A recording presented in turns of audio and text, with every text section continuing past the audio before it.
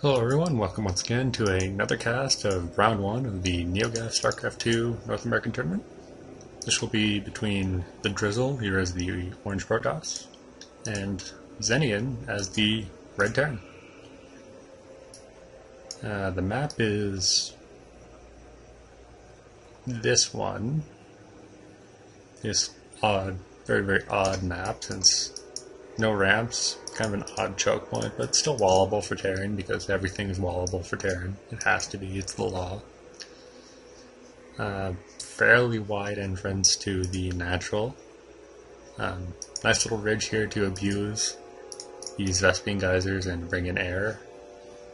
There's a ramp up to the ridge, very wide, not easily walled off. There's also this side entrance here, which is accessible from the ridge at this point, and leads into the second natural and a destructible rock blocking an alternative entrance to the main base.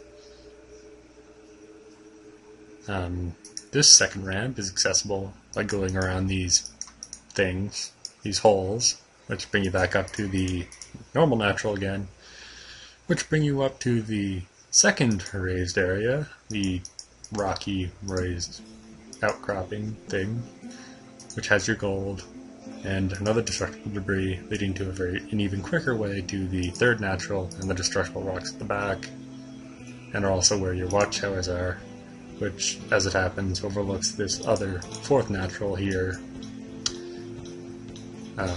for both players, as well as the central watchtower here in the middle, which overlooks both golds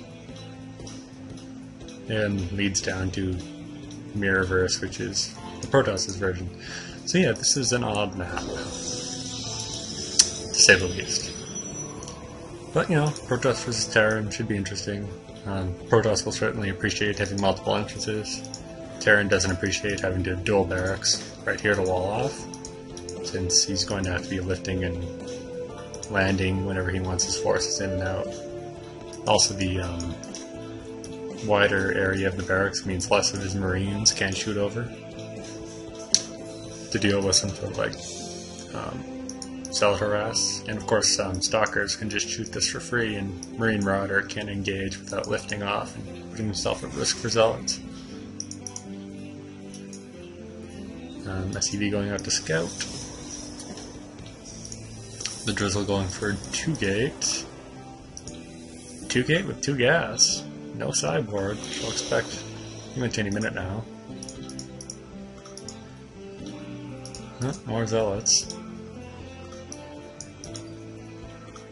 Xenien scouting out for 2 racks factory. Cyborg core going down a little bit late. But no real indication as to what build either player is aiming for at this point. I'm somewhat expecting air from Xenien, but I'm not really sure. Drizzle manages to go at SCV. From the Protoss, I guess Colossus, just because you have all these multiple high grounds here that you can use.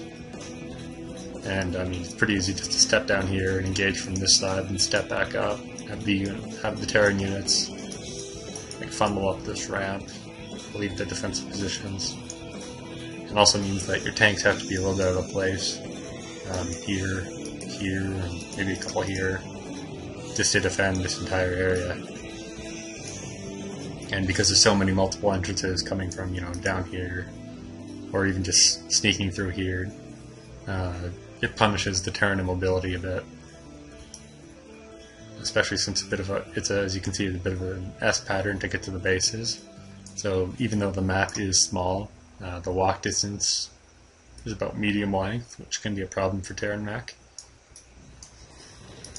And we have fast air with a factory with a tech lab. I assume they will be switching out. Bunker going down, so probably definitely a switch out for Banshee. Command center going down, looks like he's going to opt to take his third first. So I guess he'll be abandoning his Mega Expo because as previously stated, it does have a bit of a defensive problem. Whereas here, I mean, the Terran only has to defend this point and this point, and once he knocks down these rocks, I mean, it's a little bit closer, a little bit less of a worry.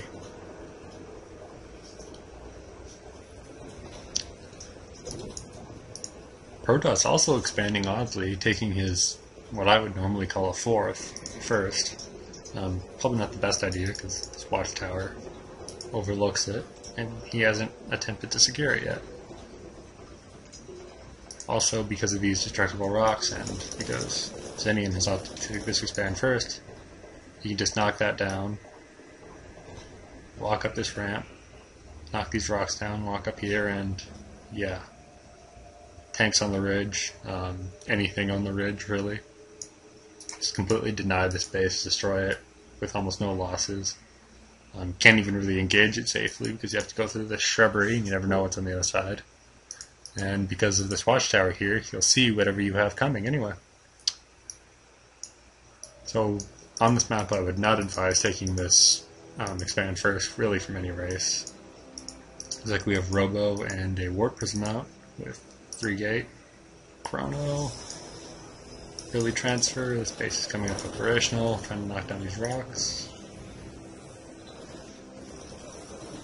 We have at least one Banshee out, I'm not entirely sure where it is, and wherever it is, why it's, there it is, why it's not engaging these rocks as well.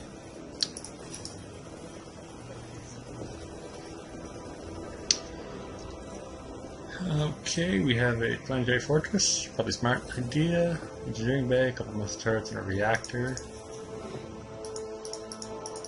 Double starport, so looks like we'll be seeing heavy Banshee play, no cloak yet. Factory landing, the Drizzle has scouted this out, as you can see his Warp Prism is out, operational, not really necessary since it's pretty easy walk distance. Scan going down, but not catching the Warp Prism. Not catching any Immortals or robotic support base, so he's not really sure what could be happening at this point, since 3-gate Robo is a fairly standard Protoss build. See saturation going down on this line. Planetary Fortress will be a problem, he's not really going to be able to take that out early on. But since it's not saturated, you won't be able to repair it, and it will be problematic for the Terran to reinforce with anything but these 4 Banshees, which, now that they have Cloak, will be able to fairly handily defeat anything the Protoss has. Drizzle does have this Observer here, but 4 Banshees versus 4 Stalkers. Especially with this Planetary Fortress killing several Stalkers. Any second now. There we go. Look at that, this one's already dead. One shot. Yeah. Problem solved. Warp Prism is safe though. Do I remember this being scouted? No, it is not, so he's just gonna get lucky. Walk down here, see this base, destroy it for free. He has enough Stalkers to at least scare it off, but the Observer out of position, he's going to get a lot of damage, and if he was smart, he would actually target fire these Stalkers and completely knock them out.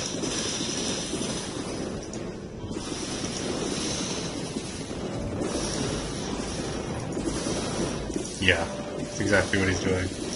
Observer moving out? No. Building another one? Nope. Stargate's actually going down. Xenien just target firing all these Stalkers, so because he knows even if the Observer does show up, he no longer has the forces necessary to destroy him. There's a significant amount of cloak as well. Drizzle just moving these Stalkers in now that he has an Observer, but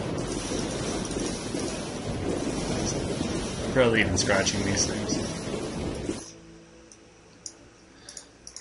Oh wow, he has a lot of money in the bank. What's the problem here? And a lot of Chrono Boost. He has an Observer already following these guys. Where are the Phoenixes? Build 4 Phoenixes right now. Chrono Boost them out. What you can do is build 4 Phoenixes. Chrono Boost them out right now. You have the food, you have the money. you have the GGs. That's kind of unfortunate. Oh, yeah.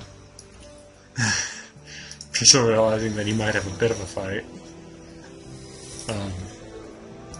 I think, maybe?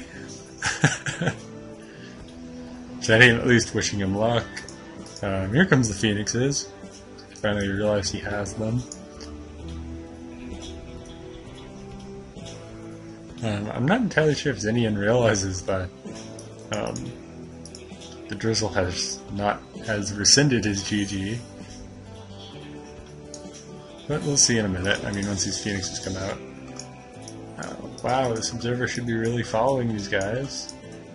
And Planetary Fortress kind of makes this a problem. Actually, it would have been nice if he had let the Terran destroy these rocks and just walked right in. Here we are.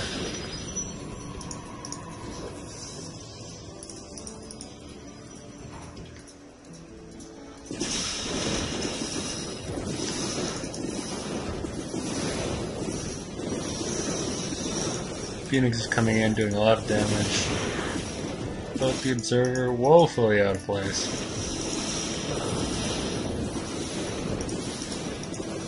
And now it's pretty much GG. The Drizzle opting to destroy his robotics facility for not building enough observers fast enough. And that's a fairly common strategy from Protoss players.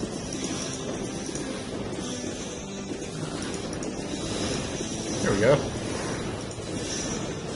He lived! Miracle. He's on 4-gate, Robo, double Phoenix. Here comes the observer now.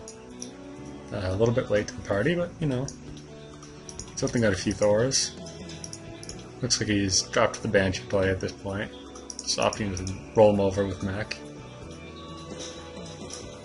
That's another thing. He did throw down this forge when this space was being attacked, but he never actually used it.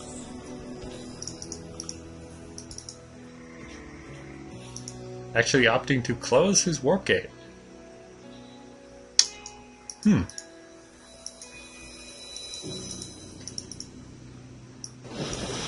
Oh wow. 3 barrack skills. Marines, ghosts, all the barracks cancelled. But I don't know, he might deal 3 damage to these. What was that Heo?